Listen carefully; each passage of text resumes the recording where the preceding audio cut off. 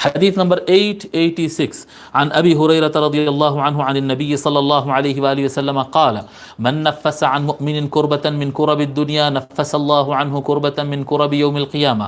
نبی اکرم صلی اللہ علیہ وآلہ وسلم ارشاد فرماتے ہیں جو شخص اپنے مومن بھائی سے کوئی تکلیف کو، دنیا کی تکلیفوں میں سے کوئی مصیبت اور تکلیف کو دور کرتا ہے، اللہ تبارک و تعالی اس کے قیامت کے دن اس کے مصیبتوں میں سے مصیبتوں کو دور فرمائے گا.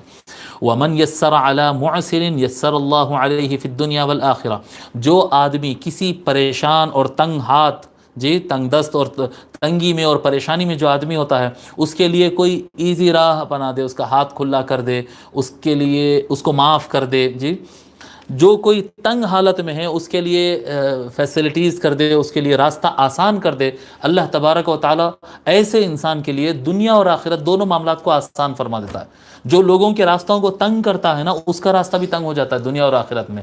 جو لوگوں کے کاموں کو آسان کرنے کی کوشش کرتا ہے، ان کی تنگیوں کو دور کرنا چاہتا ہے، جی اللہ تبارک و تعالیٰ اس کے لیے ہمیشہ فراخی اور دنیا کے اندر بھی آخرت کے اندر بھی رکھتا ہے.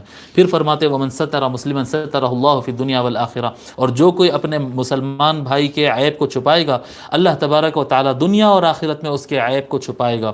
واللہ فی عون العبد ما کان العبد فی عون اخیہ. اور جب تک بندہ اپنے بھائی کے مدد کے لیے لگا ہوا رہتا ہے، اس وقت تک اللہ تعالیٰ اس کی مدد کرتا رہتا ہے.